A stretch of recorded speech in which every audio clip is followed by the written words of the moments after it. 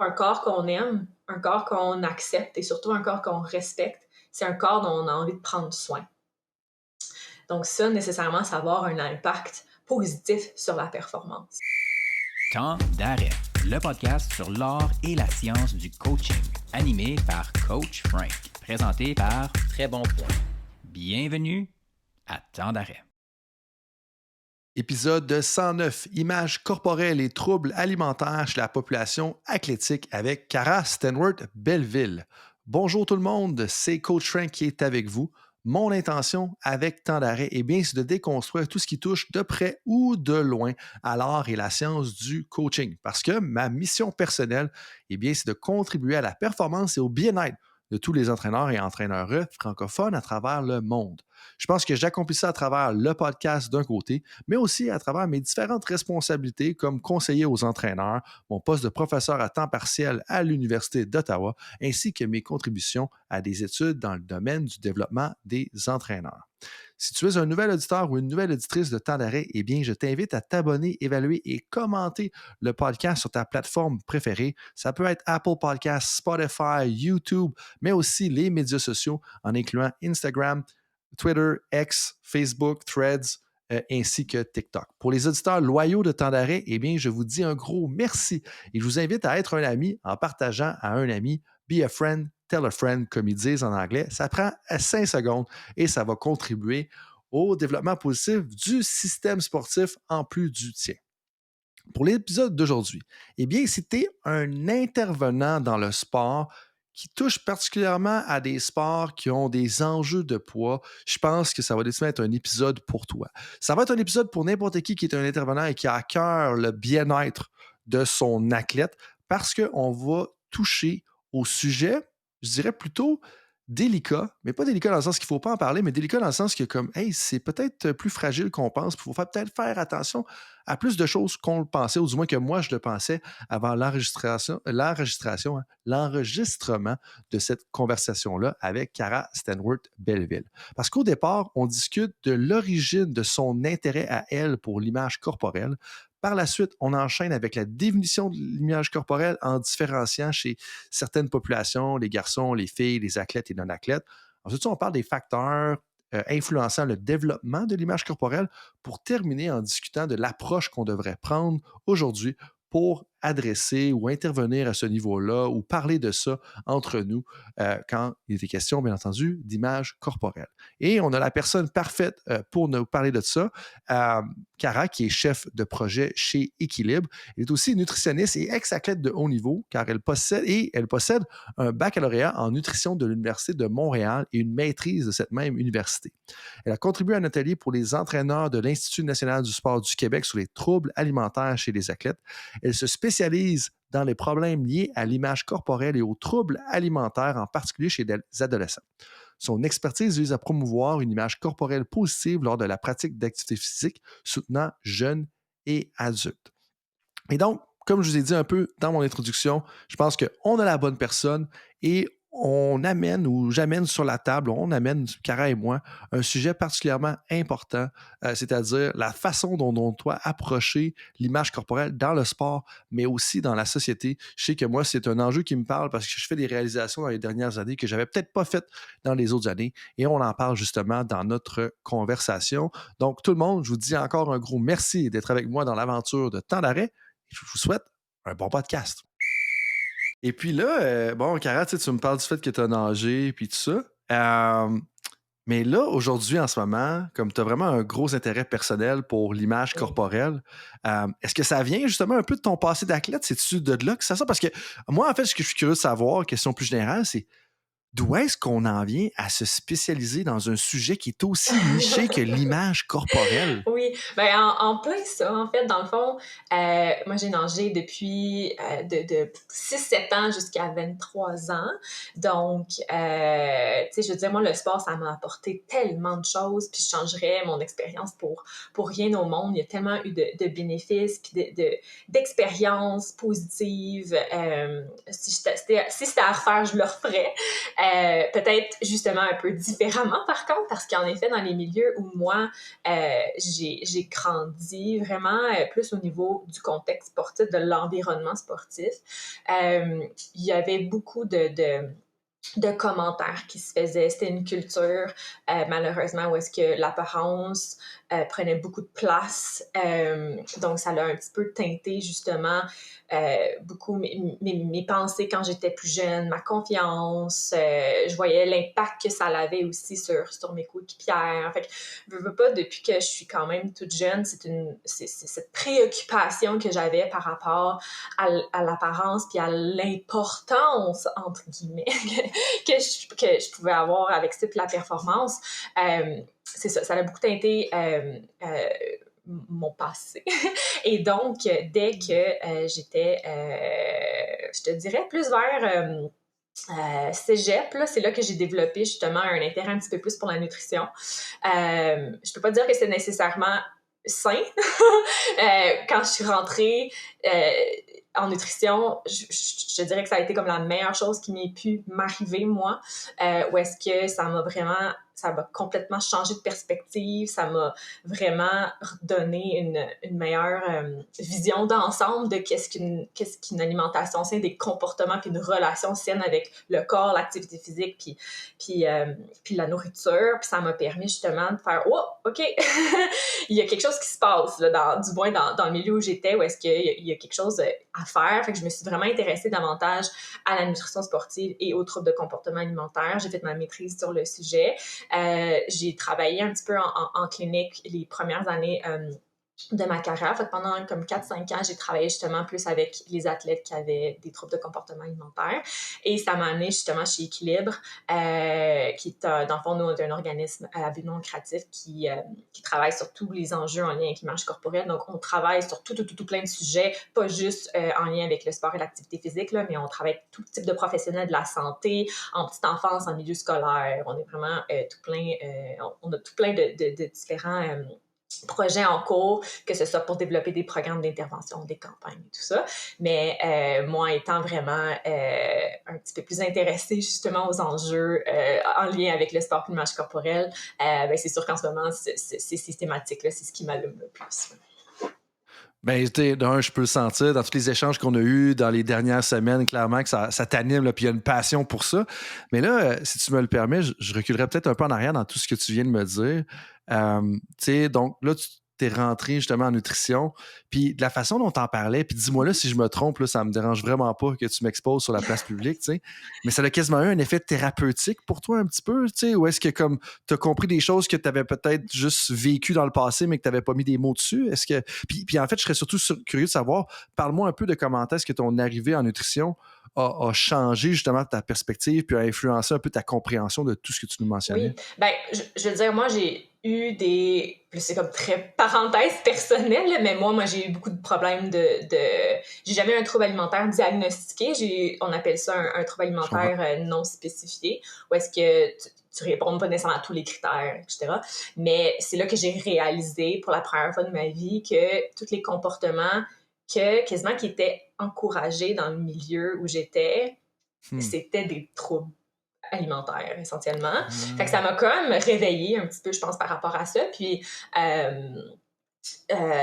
on dirait que c'était tellement normalisé, c'est ça, que je m'en suis comme jamais rendu compte. Puis c'est quand même un phénomène qu'on observe chez les athlètes retraités aussi, ou que, du moins, qui sont un plus âgés, là, c'est pas ça que je veux dire, mais qui sont plus loin peut-être dans leur carrière, où ça peut prendre un moment pour réaliser que tel type de comportement que j'ai vécu, ou telle situation, ou telle expérience, c'était peut-être pas tout à fait normal ou sain.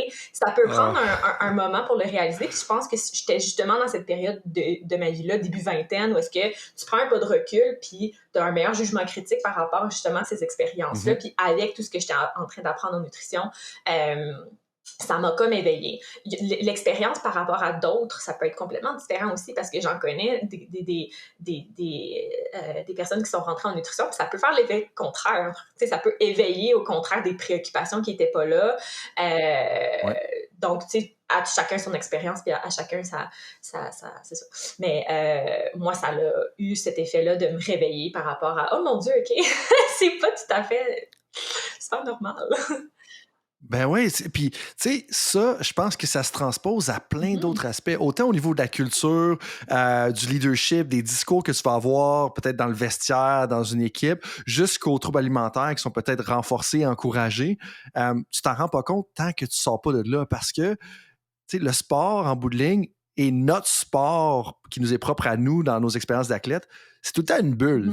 Ça peut être une bulle de 15 athlètes, ça peut être une bulle de 60 athlètes, c'est une bulle, puis c'est un microcosme où est-ce qu'il y a une chambre d'écho de personnes qui se renvoient des comportements puis des attitudes que c'est comme accepté puis c'est toléré dans son milieu.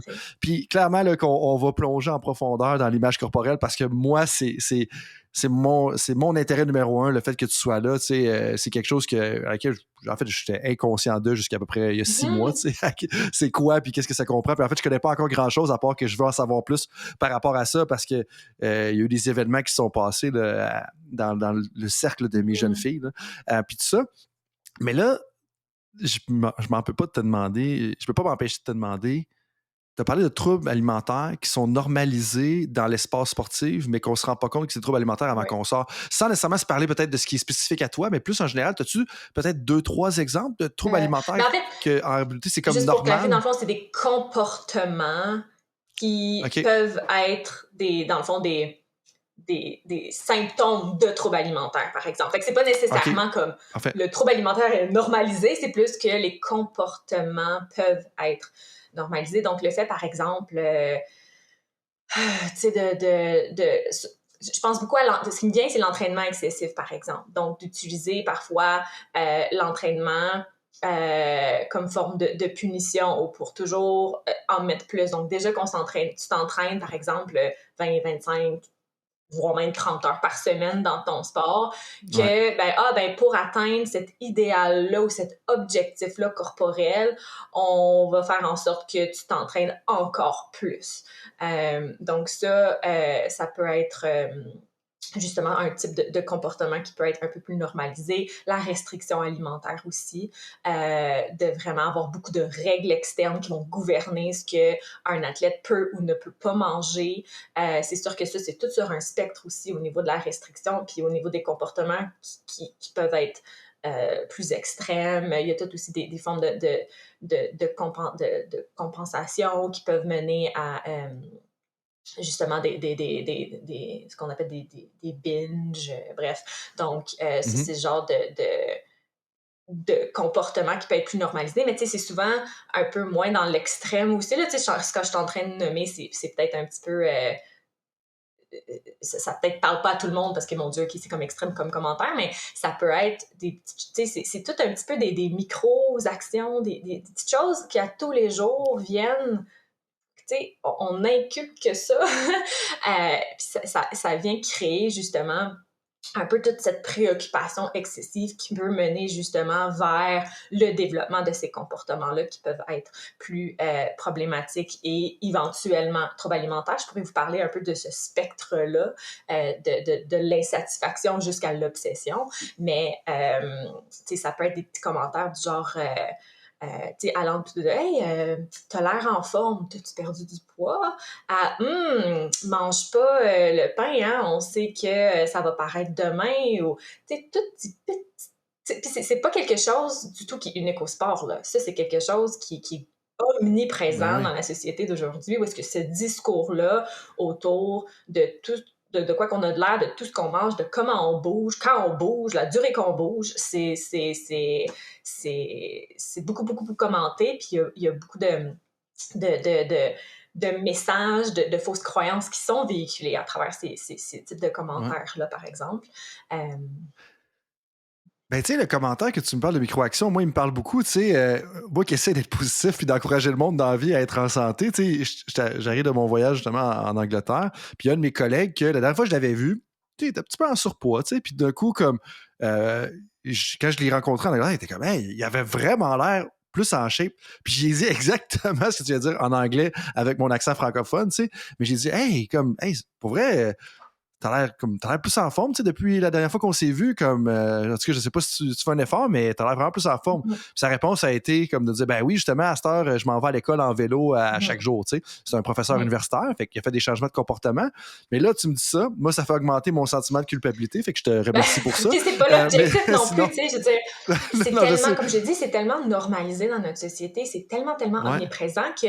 là, tu sais, l'exemple que j'ai donné, ça serait un exemple de commentaire qui se dit positif, comme ça se veut un compliment. Donc, ça, c'est souvent... je pense que de plus en plus dans notre société, on est conscient qu'un commentaire négatif ou une moquerie ou une insulte, c'est pas correct, mais on n'a pas encore tout à fait... cette sensibilisation par rapport à l'impact qu'un commentaire positif peut avoir, ça peut être tout aussi problématique parce qu'on ne sait jamais ce qu'on est en train d'encourager chez quelqu'un. On ne sait jamais qu'est-ce qu'on est en train... comment ça va être reçu. Peut-être que la personne, par exemple, elle vit une situation familiale super difficile, puis ça a eu un impact justement sur son alimentation, son sommeil, il y a tout plein de facteurs de ses habitudes de vie, puis que ça a résulté en une perte de poids, puis on est en train de la féliciter pour son état, qui n'est pas quelque chose qui est nécessairement positif, puis ça vient beaucoup justement renforcer, encore une fois, l'importance qu'on accorde à l'apparence, au poids dans la société. Donc, je pense qu'il y a tellement... Fait que c'est la première étape, comme tu dis, c'est de le réaliser, ça. Puis c'est important quand tu parles de culpabilité et tout, mais on est tous humains, on a tous des réflexes comme ça. C'est juste important de le réaliser puis d'assurer justement que dans nos prochaines... que sur des interventions ou à Noël en famille, qu'on se voit pour la première fois puis ça fait longtemps, ben il y a tellement d'autres choses qu'on peut parler, qu'on peut dire, sur lesquelles on peut justement commenter ou débuter une discussion, mais souvent l'apparence, ça, c'est la première chose qu'on voit, fait que c'est la première chose qu'on a comme le réflexe de commenter, mais c'est d'essayer justement de prendre ces 2 petites secondes-là pour essayer d'aller creuser puis d'aller un petit peu plus loin pour aller plus vers l'être que le paraître. Ouais. Fait que ce que j'en comprends, moi, il y a 2 éléments. La première affaire, c'est que l'intention était clairement bonne dans ce que je te confirme que l'intention était bonne. Tu veux ensemble dire que ça arrive souvent justement que l'intention est bonne. C'était pas pour nuire, mais mais l'enjeu, c'est qu'on lance un dard dans le fond sur une cible ou est-ce qu'on prend une chance que, en fait, comme mon collègue, il s'était mis à faire du vélo à chaque semaine, puis lui, qui est plus actif physiquement, qui est quand même quelque chose de positif, mais quand je dis qu'on prend un dard et qu'on le lance sur une cible, c'est qu'on ne sait pas où est-ce qu'on lance sur une roue qui tourne. C'est qu'en bout de ligne, on ne sait pas. C'est peut-être justement quelque chose de plus maladif qu'on est en train de renforcer parce que la personne a décidé qu'elle mangeait juste 500 calories par jour au lieu d'être plus active. Alors que je pense, dans le cas de mon collègue, pour connaître plus intimement, je pense que c'est juste en bout de ligne, il n'était pas tant actif. Maintenant, il est plus actif. Il a développé des nouvelles habitudes que moi, je considère saines. Mais en bout de ligne, là, ce qui arrive à mon deuxième point, ce que tu me dis, c'est commence donc la conversation par autre chose. Puis, est-ce que c'est ça la seule alternative? Parce que moi, je me mets dans cette situation-là. J'aime ça encourager les gens, puis tout ça. Puis surtout, on est dans le milieu de l'activité physique.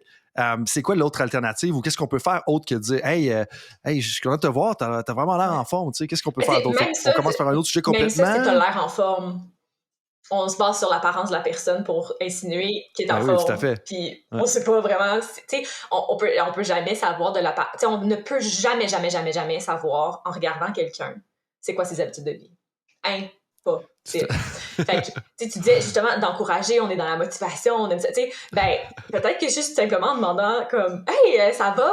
Qu'est-ce que t'as fait? Je sais pas, on était quel mois quand tu l'as vu, mais cet été, peut-être que t'aurais fini par parler du fait qu'il avait fait plus de vélo puis qu'il va au travail en vélo, puis t'aurais quand même... Ça aurait fini à la même place d'encourager ce comportement-là, dans le fond, qui est tout à fait bénéfique puis plaisant et positif dans sa vie en ce moment, sans avoir insinué que ça a eu un changement au niveau de son apparence puis que tu le valorises par ça. Ouais. Puis là, je ris pour 2 raisons. Là. Je ris pas parce que c'est très sérieux ce que tu dis. Puis je m'en veux parce que j'ai pensé à un meme quand tu disais ça. Puis le meme auquel j'ai pensé, c'est quelque chose qui circule sur Instagram. Ça fait peut-être 4 fois que je l'ai vu. Puis c'est comme... mon apparence, là, si là je parle de moi, fait que je vais dire ce que je veux, là. Je peux juger mon apparence autant que je veux, c'est la mienne. Mais le point avec ça, c'est de dire si les gens me voient, ils peuvent clairement dire que je m'entraîne, mais ils peuvent aussi clairement dire que je dirais jamais non à un biscuit, tu sais.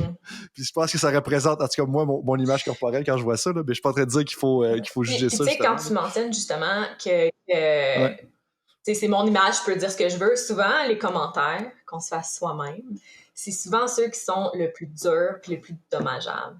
Puis ça, c'est aussi une forme un petit peu d'internalisation qu'on est en train de faire. Puis souvent, dans dans le non-verbal, dans tout ce qu'on vient un peu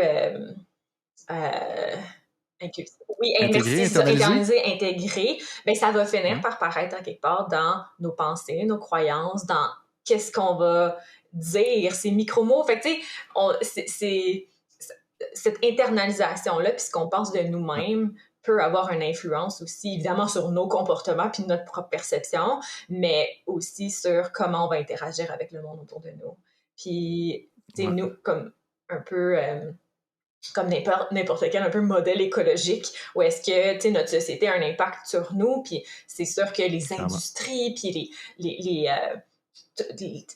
toutes ces grandes institutions-là ont beaucoup d'impact, puis c'est sûr qu'eux, ils peuvent contribuer à faire changer les choses, mais au niveau de notre microsystème, ben, nous aussi, on peut avoir un impact sur notre milieu. Notre milieu a un impact sur la société. Fait que c'est des petits changements comme ça. Fait que même la façon dont tu parles à toi-même à partir d'aujourd'hui, Ah en oui. faisant ces petites affaires, en faisant ces petites introspection-là, puis essayer de se parler justement plus positivement, ça va avoir un impact sur ton milieu aussi, puis sur toi-même. Mais là, tu vois-tu, puis là, c'est là qu'on voit la différence entre un amateur et une experte, tu sais, du sujet. Moi, je voulais faire juste une blague, mais là, toi, tu Tout sens, tu sais, décortiquer, puis pour moi, c'est fou, puis c'est important qu'on le souligne parce que moi, je fais ce petit commentaire-là que j'espérais qu'il soit une blague, mais toi, après ça, t'es comme consciente de toutes les ramifications potentielles, tu sais, de ce qui peut arriver par rapport à ça. Puis tu vois que je deal avec cette réalité-là, tu sais, par l'humour, parce que là, moi, j'avais envie de enchaîner en ce moment en disant, hey, si tu goûtais au dessert de ma conjointe, tu me comprendrais, là, tu sais. Mais encore là, tu sais, ça fait encore que ça valide des comportements, puis tout ça. Mais là, tu sais, on parle d'image corporelle, puis je pense qu'un des éléments importants que moi, je veux différencier, c'est un, c'est quoi? Puis deux, est-ce que ça touche autant, mettons, les garçons que les filles? Tu sais, parce qu'on va avoir tendance à penser les deux. Puis je sais que c'est comme deux questions séparées, mais moi, je voulais lancer ça là-dessus parce que c'est un peu l'intérêt interne que j'avais par rapport à ça. Mais en bref, c'est quoi l'image corporelle? Donc, dans le fond, l'image corporelle, ça réfère vraiment à la perception qu'une personne va avoir de son corps, puisqu'elle croit que les autres perçoivent de son corps aussi. Donc, c'est toutes les pensées, les jugements, les émotions, les sensations qui sont reliées autant au poids qu'au format corporel, qu'aux capacités fonctionnelles. Donc ça veut dire tout ce que notre corps, par exemple, nous permet de faire, de vivre, d'exprimer. C'est tout ce qui englobe ces fonctionnalités-là. Donc c'est pas ce que le miroir présente. C'est pas juste la silhouette ou l'apparence, mais l'expérience qu'on a de notre apparence qui va se refléter par l'acceptation de ce qui est capable d'accomplir dans le moment présent. Toutes les pensées, les croyances qu'on a par rapport à notre corps, l'importance qu'on accorde à l'apparence, toutes les émotions qu'on va ressentir face à notre corps et tous les comportements qui découlent de cette perception-là. Donc, comme on parlait tantôt de surveiller son corps, de contrôler, de mettre en place des comportements restrictifs, par exemple. Donc, l'image corporelle, c'est vraiment un concept qui est dynamique, qui est variable, qui est évolutif dans le temps. Donc, il n'y a personne qui va naître avec une image corporelle positive ou négative. C'est vraiment quelque chose qui va se développer à travers le temps, qui peut fluctuer et qui peut varier en fonction de tout plein de différents facteurs, comme l'âge, les stades de vie, toutes nos expériences de vie. Donc, c'est vraiment une perception qui est comme sur un spectre. Une meilleure satisfaction corporelle va être associée à des comportements qui sont plus favorables à notre santé, à notre bien-être psychologique, tandis que de l'autre côté, ben, plus il y a de l'insatisfaction, plus ça peut mener justement vers une relation qui est plus difficile avec son corps, mais la nourriture, l'activité physique, ça peut mener à différents problèmes psychologiques également. Ceci étant dit, c'est normal de ne pas aimer à 100% du temps, à tous les jours, 24 heures sur 24, tous les parties de notre corps. Okay? On a des journées, tout le monde, ou des moments où on peut se sentir un peu moins en confiance, un petit peu moins en amour avec toutes les parties de notre corps, puis c'est normal. Surtout dans la société, comme on parlait tout à l'heure, dans laquelle on vit, où est-ce qu'il y a une énorme pression pour se conformer à toutes les normes, les standards, les idéaux de beauté. On se fait bombarder que ce soit par les réseaux sociaux, l'industrie de l'amaigrissement, du fitness, mode, médias, publicité, toutes les compagnies qui essaient de nous vendre des choses pour nous dire que, oh mon Dieu, on pourrait donc être meilleur. Ça a beaucoup de... Tu sais, on est ça, c'est des normes sociales. Ça, c'est quelque chose on n'a pas été né avec ces pensées-là. Là. C'est quelque chose qui nous a été vraiment inculqué. Donc, sur le spectre, je reviens à ça, quand on est plus dans une légère insatisfaction corporelle, on pourrait dire, c'est là qu'on peut, par exemple, moins aimer certaines parties de notre corps, mais quand même en apprécier d'autres. L'espace-temps va pas nécessairement être majeur. Fait que ça va pas prendre toute la place cette préoccupation prendra pas nécessairement toute la place. L'humeur demeure quand même positive. Puis il y a peu ou pas de comportement justement restrictif ou de contrôle qu'on va mettre en place. Plus on avance, puis ça peut être plus on avance, c'est plus vers la préoccupation excessive par rapport au poids qu'on appelle. Donc, ça, c'est où est-ce qu'on va avoir une préoccupation au point qu'elle va porter atteinte à notre santé physique ou notre santé mentale. Donc, c'est là que l'humeur, les pensées, les attitudes, les comportements peuvent être plus affectés. L'investissement qu'on va avoir dans le contrôle de surveiller son corps, on peut penser ici à les peser ou prendre des mesures anthropométriques, de se comparer dans des vêtements, des choses comme ça. On va beaucoup ruminer justement par rapport à ça prend beaucoup de place. Il peut y avoir de la honte, de la colère, des émotions plus négatives qu'on peut ressentir par rapport à notre corps puis nos capacités justement fonctionnelles à cet égard-là. Et au bout du spectre, on a les obsessions. Donc, c'est là qu'au niveau, tu sais, ça l'altère vraiment le fonctionnement d'une personne. Donc, ça prend vraiment toute la place, il y a des pensées puis des idées qui sont très intrusives par rapport par rapport au corps. C'est aussi qu'on va retrouver les troubles de comportement alimentaire aussi, par rapport à ces profils-là. Ça va influencer la concentration, que ce soit à l'école ou au travail. Ça peut découler vers les problèmes relationnels. Donc, ça prend vraiment toute la place. Ça, c'est vraiment l'extrême du spectre. Puis, je trouve ça important un peu d'en parler de ces nuances-là, parce que, comme tu disais, est-ce que c'est plus un enjeu de fille, un enjeu de garçon? Ben, tu sais, c'est pas juste les filles, c'est certainement aussi les garçons. Au niveau des adultes, j'ai pas de statistiques par rapport à ça, mais au niveau des adolescents, dans la dernière enquête de santé des jeunes du Québec, on a sondé qu'il y avait 55% des jeunes québécois au secondaire, donc les adolescents, qui étaient insatisfaits de leur corps. C'était 57% des filles et 54% des garçons. Donc, l'insatisfaction, elle est présente chez les deux. La façon que ça se manifeste va être différente. Donc, puis c'est logique au sens où est-ce que les idéaux de beauté sont pas pareils chez les garçons et chez les filles. Puis là, je parle vraiment de façon très genrée, là, mais dans les personnes, par exemple, qui vont s'identifier plus femmes, ben il y a différents types de stéréotypes et de normes de beauté qui sont différentes de ceux qui vont s'identifier comme des hommes. Donc, la façon dont on manifeste les types de comportements peuvent être différents. Donc, c'est super important de comprendre à travers un peu tout ça que c'est pas parce qu'un jeune ou un athlète ou un adulte, peu importe, est fier de son corps de façon un peu superficielle que ça veut nécessairement dire qu'il y a une image corporelle positive.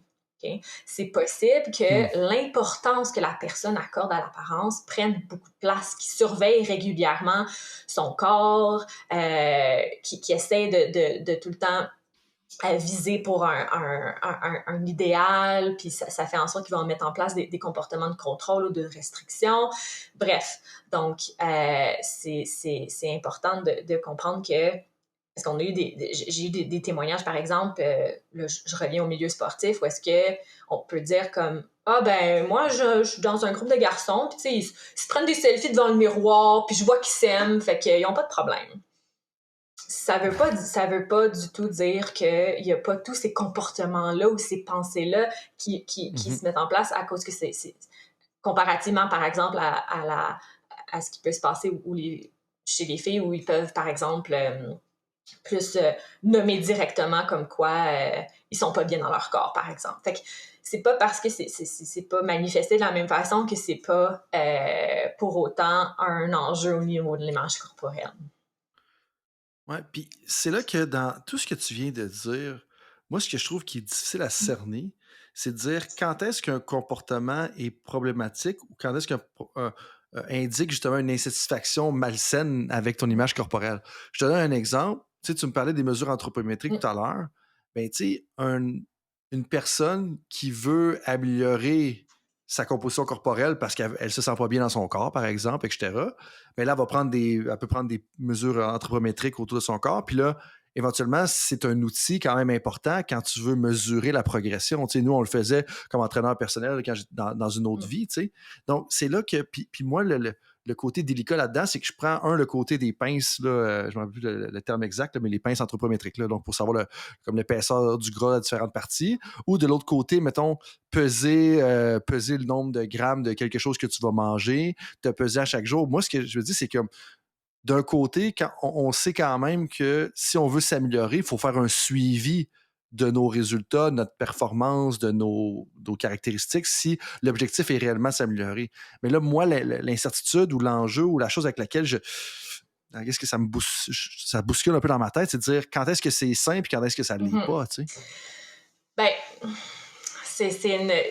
la question est simple, la réponse est complexe au sens où est-ce que tout ce que tu viens de nommer, pour moi, c'est des comportements qui, moi, m'indiqueraient une relation possiblement plus problématique avec la nourriture.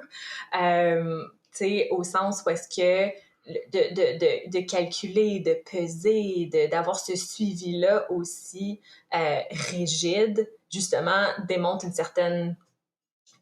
C'est un peu symptôme d'une certaine rigidité alimentaire qui m'amènerait à vouloir poser plus de questions par rapport à ton expérience et ta relation. Puis, tu sais, je veux pas là faire Non, mais c'est pas moi. Là, non, mais... en fait, c'est pas nécessairement moi, c'est des gens. En fait, non, c'est vraiment de mon background d'entraîneur personnel puis de préparateur physique. Parce que les préparateurs physiques, ils vont dire, ben là, moi, il faut que je les prenne les pinces, on est dans un sport où est-ce que, tu sais, telle affaire comme, je sais pas, moi, la composition corporelle est importante pour le poids que tu vas faire pour te qualifier pour telle compétition. Fait que c'est vraiment de ce côté-là. Tu sais, les 3 exemples, t'es pas personnel. En fait, t'es vraiment, en fait, personnel par proxy, là, si on veut. Là. Tu vois ce que je veux dire? C'est là un peu où est-ce que ça nous ramène un peu, justement, un peu au nerf de la guerre, de l'importance qui est accordée à l'apparence puis au poids en sport. Puis c'est quelque chose dans la culture sportive qui est très, très... Ben, dans la société en général qui est très, très présente, mais dans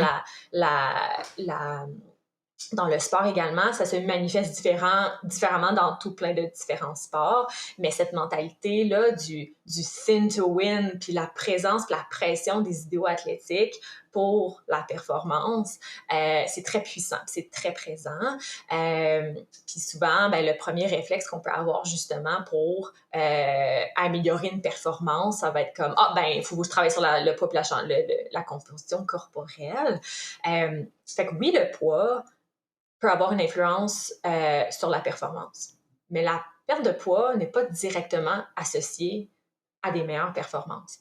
Le poids, c'est loin d'être un facteur sur lequel une personne a le plein contrôle. Il y a énormément de déterminants qui vont influencer le poids. On a des éléments au niveau biologique. Donc, par exemple, la génétique peut être de 20 à 70 % de notre poids peut être déterminé par notre génétique. Donc, on s'entend que ton contrôle là-dessus n'est pas nécessairement très élevé là, dans la majorité des situations. On a des facteurs justement plus environnementaux, ton statut socio-économique, tous tes traits de personnalité, tes habitudes de vie. Il y a énormément de facteurs qui influencent le poids qui ne sont pas modifiables. Donc, de penser qu'on a le plein contrôle sur notre poids, que c'est une question de volonté, puis que c'est une simple formule mathématique, c'est pas vrai.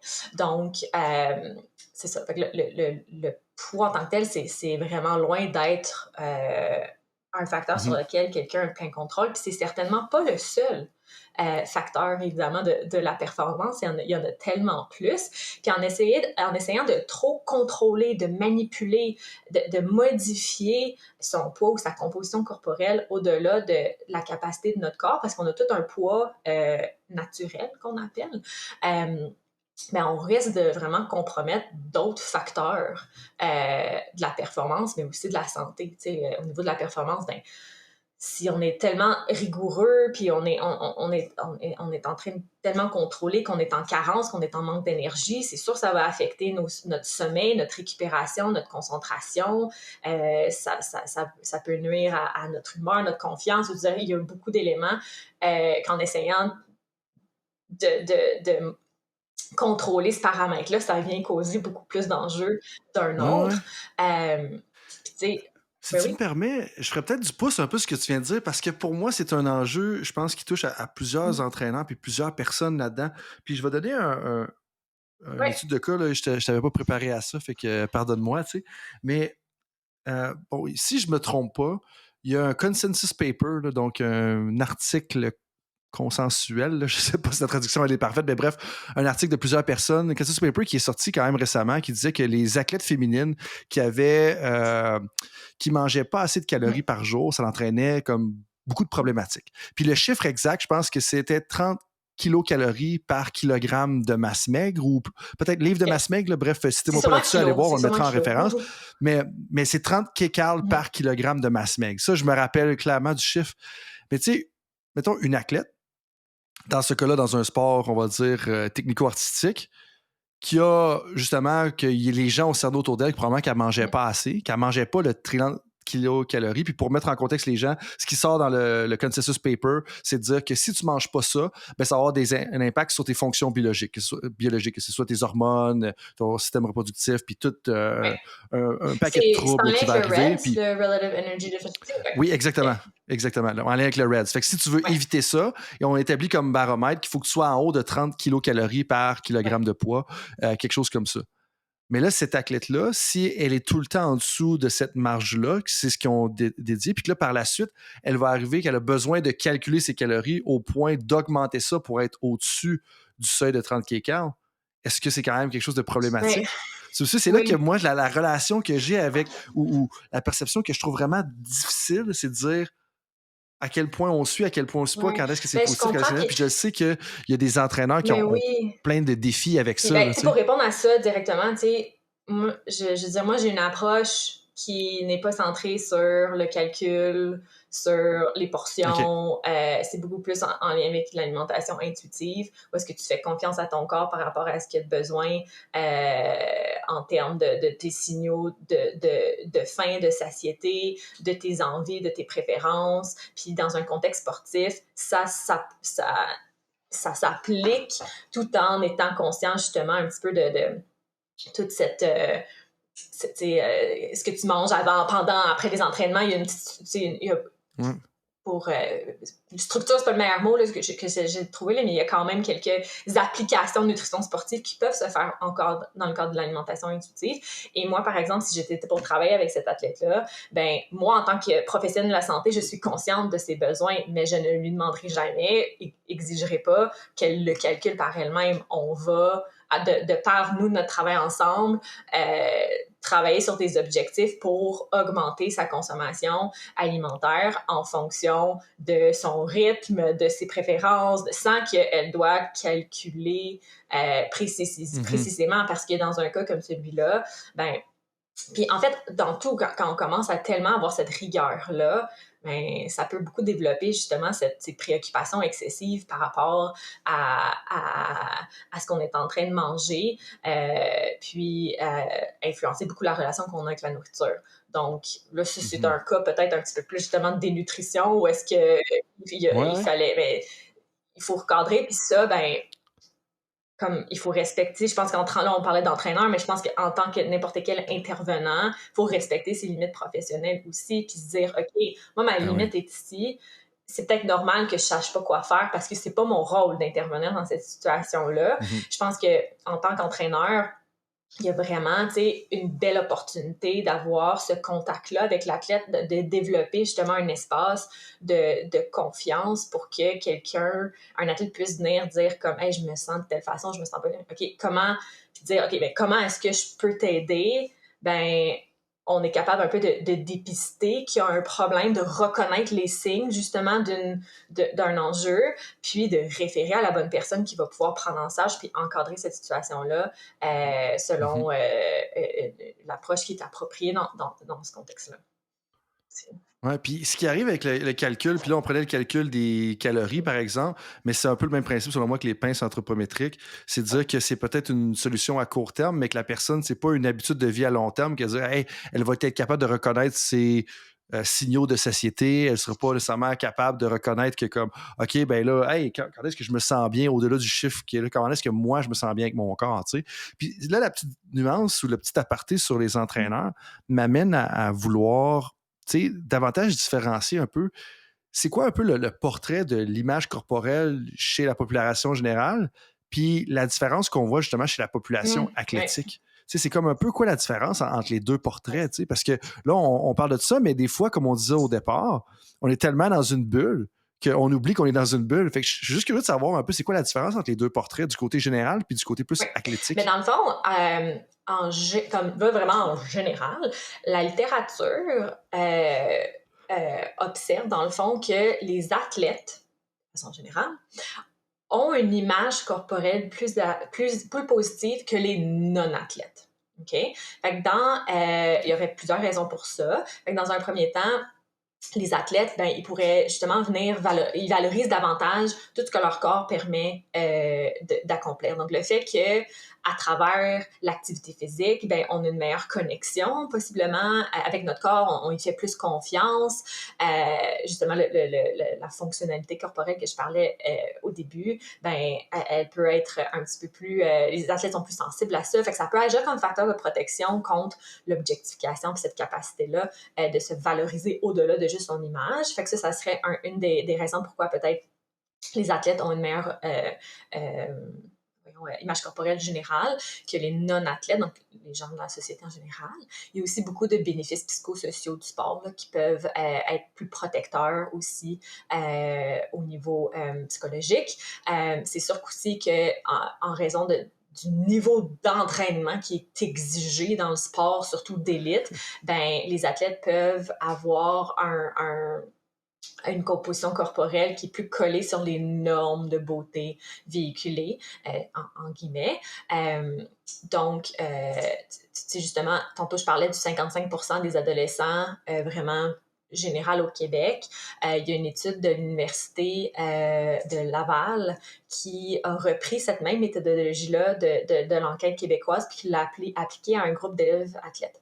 Puis ils ont observé que c'était 46,5% des élèves athlètes qui étaient insatisfaits de leur corps. Donc, on voit qu'il y a une petite différence. C'est cohérent un peu avec la littérature où est-ce que, sont un peu plus satisfaits que les non-athlètes, mais ça reste que c'est presque un athlète sur deux. Là. Je veux dire, ça reste que c'est des Ouais, chiffres qui ouais, sont préoccupants et qui sont alarmants, mais on ouais. voit un peu cette petite différence-là. Toutefois, parallèlement à tous ces facteurs de protection-là, la littérature nous montre aussi que ben, certains facteurs de l'environnement et de la culture sportive viennent un peu y nuire. Donc, peuvent avoir l'effet inverse. C'est quand notre corps est vraiment mis de l'avant, comme il l'est quand on s'entraîne, quand on bouge, quand on pratique une activité physique, bien, le corps peut vraiment devenir le centre de l'attention, la cible de plein de jugements, dans certains sports, le corps est carrément là, exposé, jugé, soumis à des idéaux qui sont vraiment peu inclusives.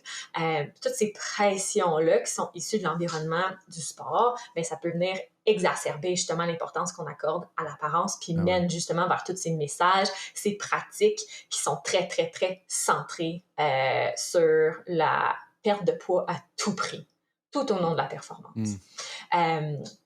Donc, on observe justement qu'au niveau comportemental, que les athlètes ont des comportements problématiques plus élevés que les non-athlètes.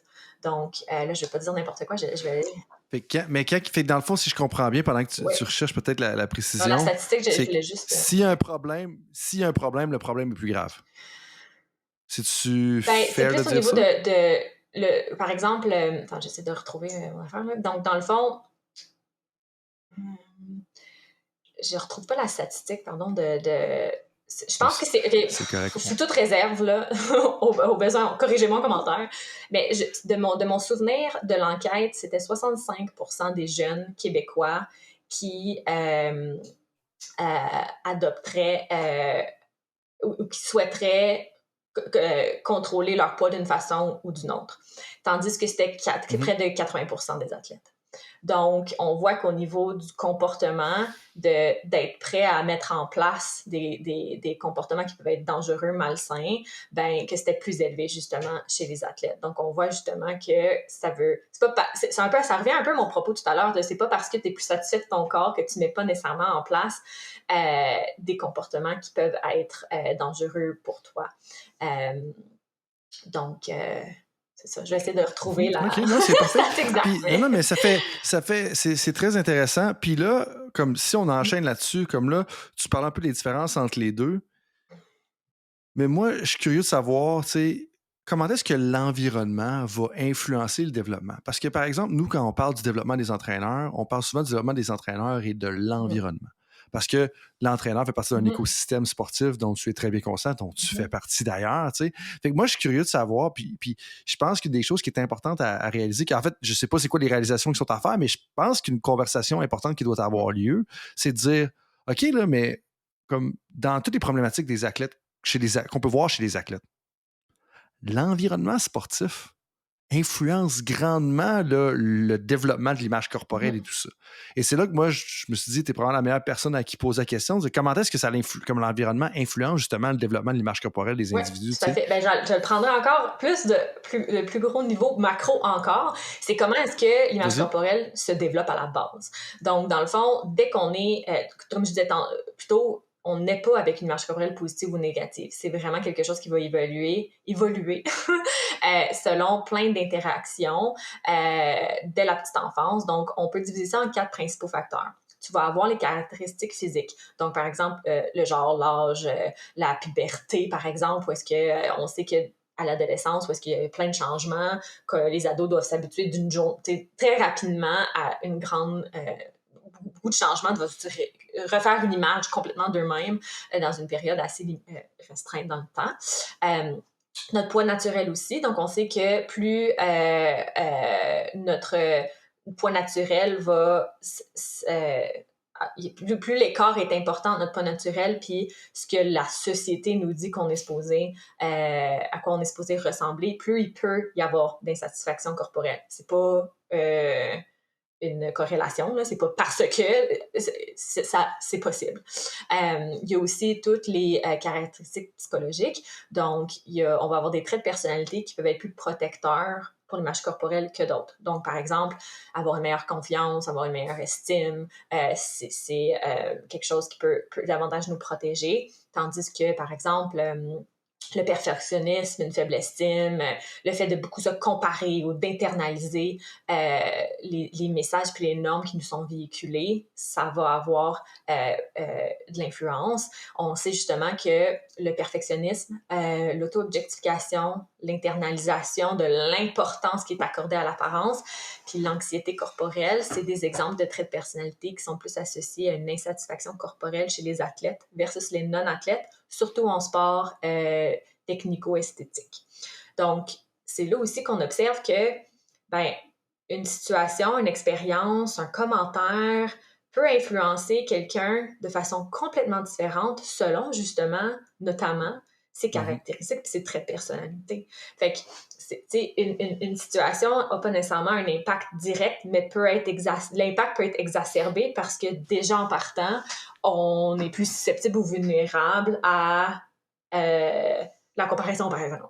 Donc, c'est des facteurs qui sont importants. Après ça, on a toutes nos expériences sociales. Fait qu'on en a parlé un peu tantôt, où est-ce que l'ensemble de tous les commentaires, les compliments, les comportements violents, par exemple, vont avoir un impact. Toute personne significative dans l'environnement d'une personne peut avoir une influence tout autant positive que négative sur l'image corporelle.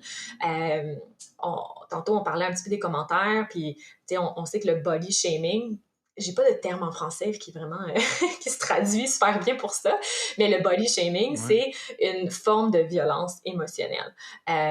Donc, qui a beaucoup de conséquences justement sur que ce soit la santé, que ce soit le recours justement à tous les moyens un peu de contrôle en lien avec l'activité physique ou l'alimentation. Ça diminue le plaisir justement qu'on peut avoir à faire son sport, puis c'est nuisible à la performance ultimement également.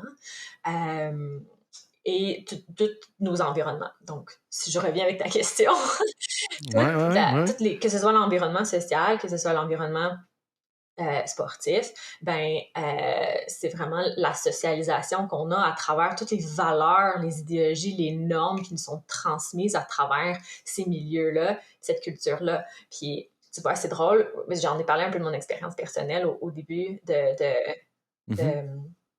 rencontre, mais j'ai une collègue à moi avec qui je travaille sur notre projet actuellement, que elle, ça a été complètement différent son expérience, où est-ce que elle avait peut-être justement des caractéristiques psychologiques qui étaient plus protectrices pour elle, puis elle a fait du patinage artistique toute sa jeunesse, puis des milieux super sains où est-ce qu'il n'y a jamais eu d'enjeu par rapport pour elle, peut-être, tout le monde a vu différemment, mais pour elle, par rapport à son image corporelle. Donc, au contraire, ça a été une expérience positive qui a renforcé puis qui a fait en sorte qu'elle a développé d'autres, dans son développement global, que ça a été super positif.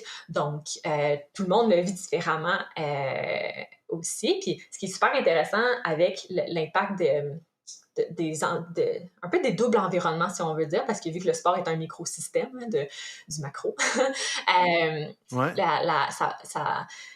on observe dans le fond que un athlète va être soumis aux idéaux de son milieu sportif, mais aussi aux idéaux de la société. Puis des fois, on peut observer que certains athlètes vont avoir une double image corporelle. Au sens où est-ce que plus dans le fond, plus l'écart est important entre les idéaux de ton sport et ceux de la société, plus l'insatisfaction peut être grande à l'extérieur de ton sport. Fait que, prenons par exemple, je me prends un exemple encore, mettons en natation, le corps idéalisé, par exemple, va avoir plus de force au niveau des épaules et tout. Une forme de triangle. Quand tu regardes de dos, tu vois le triangle avec les lats puis les épaules. Moi, je vais le dire comme ça, mais si je peux me permettre d'interjecter, moi, je le vois, je vois cet exemple-là, pas parce que moi, je l'ai vécu, mais je te dis, je le vois de deux façons. Les joueurs de ligne offensive et défensive au football, je veux dire, au football, ils sont vénérés de par leur grosseur, leur grandeur, leur force, leur athlétisme, parce que un athlète qui mesure 6 pieds 6, qui pèse 330 livres, qui est capable d'entasser un autre qui pèse 300 livres, qui mesure 6 pieds 4, comme on en veut, là, puis on en a besoin pour avoir du succès. Mais cette personne-là, quand elle arrive dans la société normale, si on veut, elle n'est pas vénérée, t'es comme, regarde comment est-ce que cette personne, elle est obèse. Puis là, je dirais, c'est pas ce que je dirais nécessairement, mais ça peut être des discours que les gens ont. Puis moi, je le vois, quand tu parles de l'image un peu... Moi, ce que j'entends quand tu dis ça, c'est l'image tordue qu'on a, ou qui est pas... qui est asymétrique, si on veut, ou qui correspond pas à la normale, là, peu importe ce que la normale, elle est dans ce cas-là, c'est de dire, moi, en ayant navigué dans le milieu du football pendant 14 ans comme athlète, je vois quelqu'un de 6 pieds 4, 230 livres, là, comme ça m'impressionne pas, parce que j'ai vu des gens de 6 pieds 4, 280 livres qui levaient des montagnes, si on veut. Puis le point avec ça, c'est de dire que justement, comment est-ce que notre parcours d'athlète, notre microsystème ou notre système sportif à nous a créé un dédoublement de l'image corporelle, comme tu viens de dire, où est-ce que, alors que probablement qu'une personne de 6 pieds 4, 240 livres, c'est effectivement une personne qui a une stature importante dans la société. Mais moi, dans le milieu que je vivais, j'étais comme, ça n'est eu un autre parmi tant d'autres que j'ai croisé. Exactement. Souvent, on va donner l'exemple du football pour dire comme... Puis là, c'est moins dans le contexte... C'est plus dans en entrevue ou peu importe comment on est en campagne pour dire... Ça renforce mon point de on ne peut jamais juger l'apparence d'une personne. Pardon, on ne peut jamais savoir les habitudes de vie d'une personne en simplement regardant son apparence. Parce que si tu étais pour peser un athlète de football... je veux pas commencer à tomber dans l'IMC parce que c'est une toute autre discussion. Moi non plus. On devrait juste pas en parler de c'est essentiellement une mesure très beaucoup trop simpliste. C'est peut-être un mot tabou, tu sais, comme...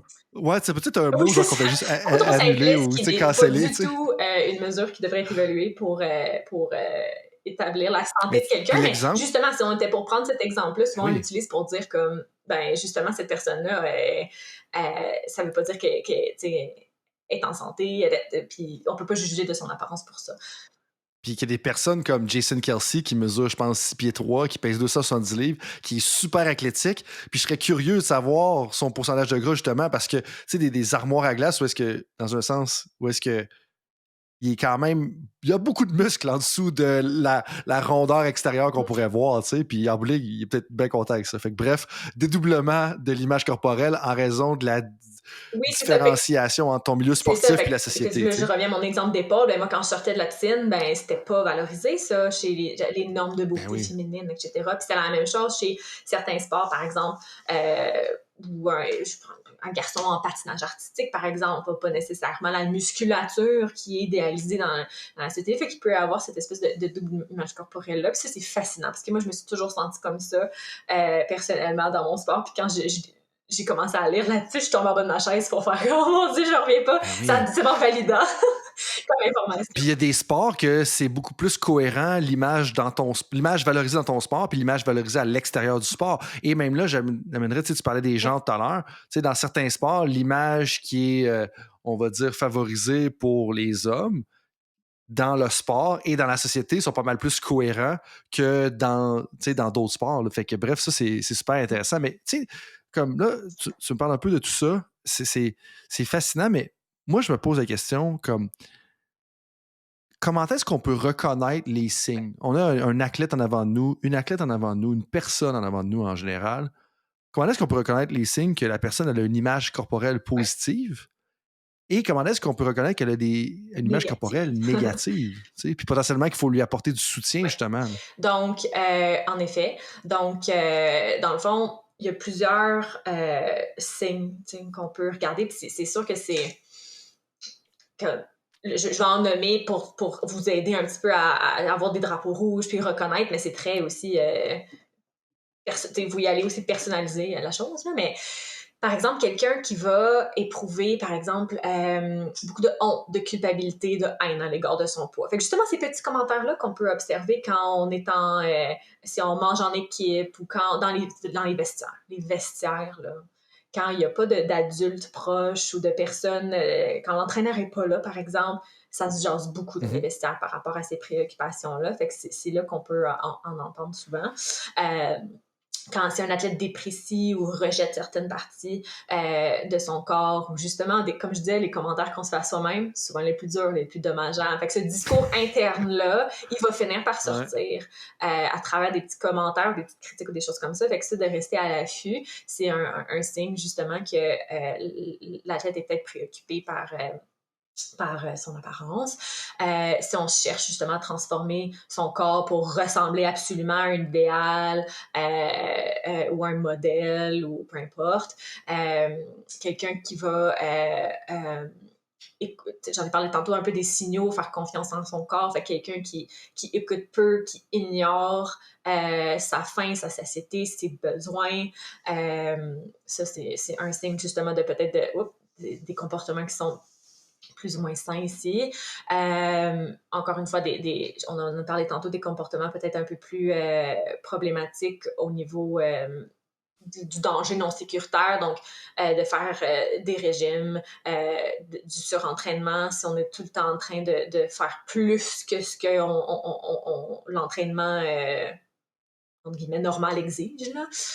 S'il y a l'utilisation de méthodes de compensation, là, on est vraiment dans plus le trouble alimentaire par rapport à Méthode de comme compensation? utilisation de produits, des PSMA qu'on appelle des produits amaigrissement et compagnie, donc des laxatifs, des brûleurs de graisse, d'avoir recours à des vomissements. On est vraiment dans quelque chose de très, très trouble alimentaire au niveau du comportement, là, mais ça, on appelle ça des méthodes de compensation.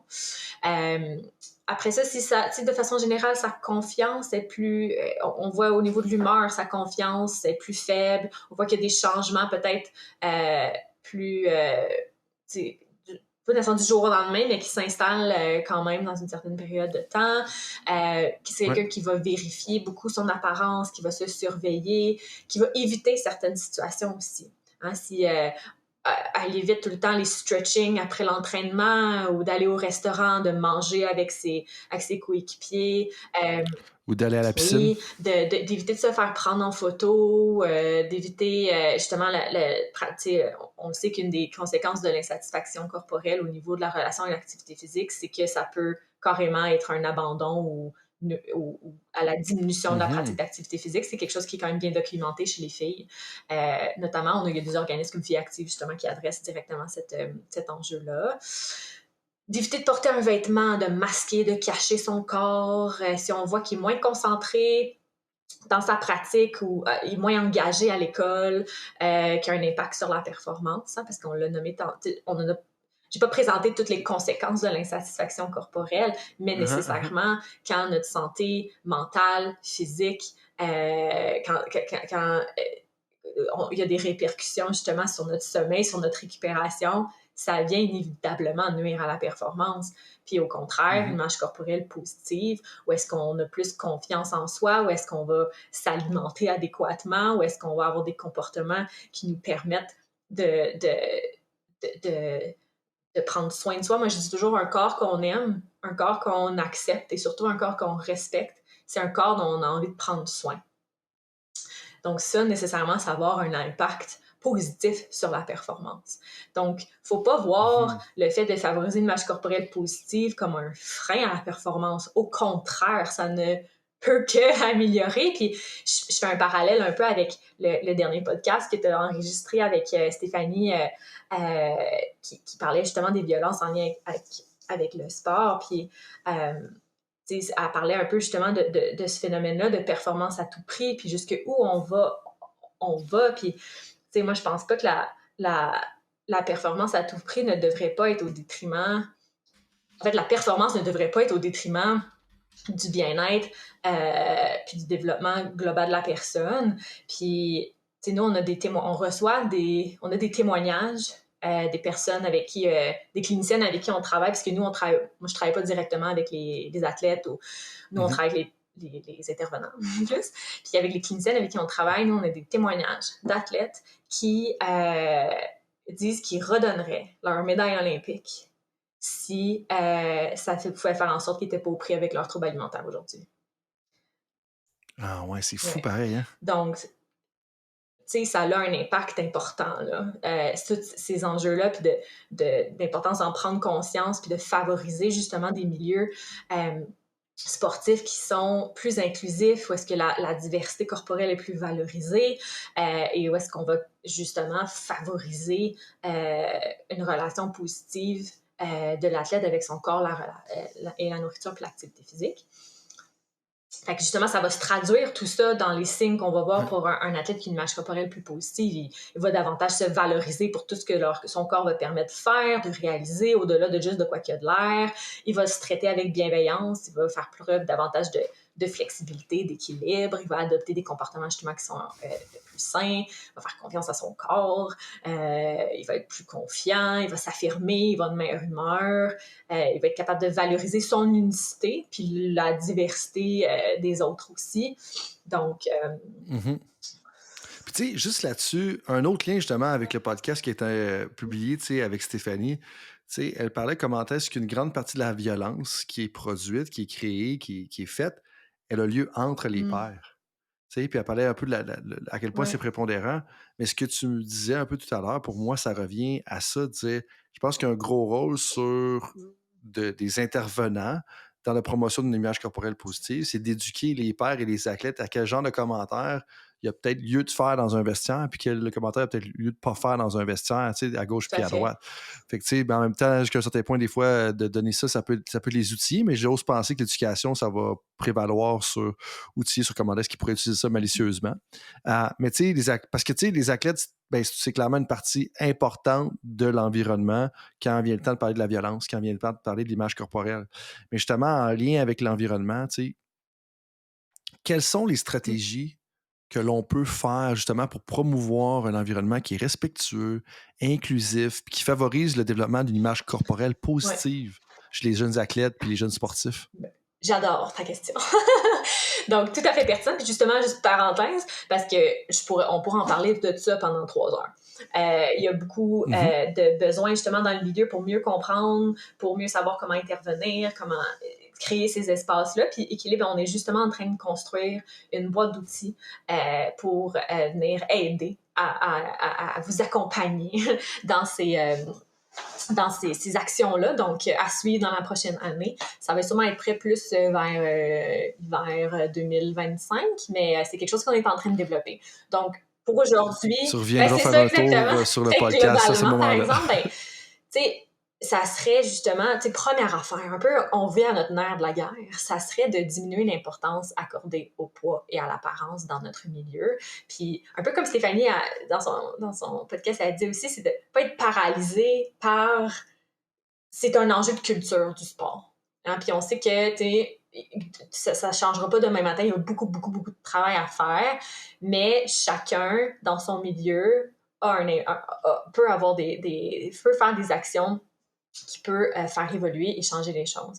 Donc, on peut tenter de diminuer l'importance qui est accordée justement à l'apparence dans notre milieu. Comme je disais tout à l'heure, le poids et la composition corporelle, c'est influencé par de nombreux facteurs différents.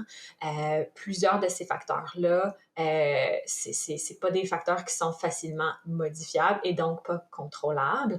Donc, contrairement à la croyance populaire, il demeure physiologiquement impossible d'exiger qu'une personne ait entièrement le contrôle de son poids, de sa composition corporelle. Puis ben, si on n'a pas le plein contrôle sur les facteurs qui influencent notre poids, on n'a pas le plein contrôle de notre poids. Puis le poids, c'est pas un comportement. Il faut changer la cible. C'est une approche, par exemple, qui va être centrée, axée sur le poids. Comme on parle depuis le début du podcast, ben ça va instaurer l'adoption de comportements problématiques, dangereux, puis inévitablement, la performance va se voir compromise. Là. Donc, au lieu de mettre l'accent sur le poids, changeons la cible vers ce dont on a davantage des leviers d'action. Puis la performance, ça peut être un facteur le poids peut être un facteur de la performance, mais c'est loin d'être le seul. Est-ce qu'on peut miser davantage sur l'amélioration de la force, de l'endurance, de la flexibilité, de la technique, de la maîtrise stratégique, de la préparation mentale? Il y a tellement d'autres éléments autour de ça. Puis encore, parenthèse peut-être personnelle, mais moi, quand je nageais, j'ai tellement eu de mes coéquipières, par exemple, que si on avait arrêté de les acharner avec leur poids, puis qu'on s'était réellement concentré sur, par exemple, un enjeu qui avait de difficultés à la maison, puis ça affectait leur concentration puis leur santé mentale. Ben oui. C'était pas en se faisant dire perdre du poids que ça va changer quoi que ce soit par rapport à leur performance dans cet égard-là. Là. Oui, puis ça l'amène à un point tellement important de dire c'est pas vrai qu'on peut tout faire comme intervenant, préparateur physique, nutritionniste, peu importe, ou entraîneur. Puis je pense que des fois, on se pose pas assez la question de dire hey, parmi toutes les options que j'ai, où est-ce que je peux intervenir? Puis le 5 minutes d'intervention que je vais faire à ce sujet-là, à quel point ça va avoir un impact sur la performance? Tu sais, fait que les commentaires comme ça ici, tu vas peut-être, mettons qu'il y a des sports, là, je pense pas que c'est ton cas, là, mais il y a des sports que comme c'était la pesée avant chaque entraînement, là, tu sais, puis des choses comme ça, là, comme à Non. ne pas faire, clairement, tu sais. Mais tu sais, Recommandation, moi, mon ajouter point à la avec liste. ça, tu sais, je veux dire, c'est à l'extrême, puis c'est quelque chose qui, je pense que ça devient de moins en moins commun aujourd'hui, puis heureusement, tu sais.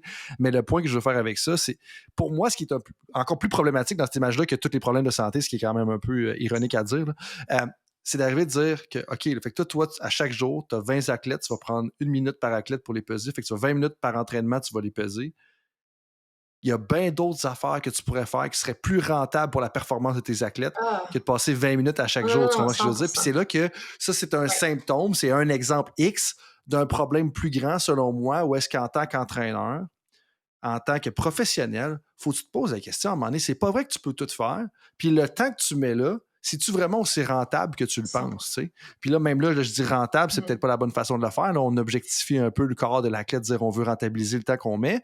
Mais là, on est quand même dans une société, on est quand même dans la société occidentale, fait qu'il y a toujours un optique, mais de dire, c'est tu ça qui va avoir le plus d'impact ou d'influence sur la performance, tu sais? Je pense qu'en bout de ligne, il faut toujours se poser cette Tout à question-là, tu fait. sais. Fait que ça, c'est certainement, c'est ça. Fait que c'est vraiment encore une fois, on va développer plus d'outils, puis on va pouvoir, là, j'y vais vraiment globalement, généralement, pour essayer Ben oui. de donner quelques pistes, puis surtout des pistes de réflexion, si on observe que c'est quelque chose qu'on fait dans notre pratique, ben justement se remettre en question avec bienveillance à travers tout ça, là, mais de réaliser que, tu sais, peut-être qu'on peut Ouais. justement changer cette cible-là.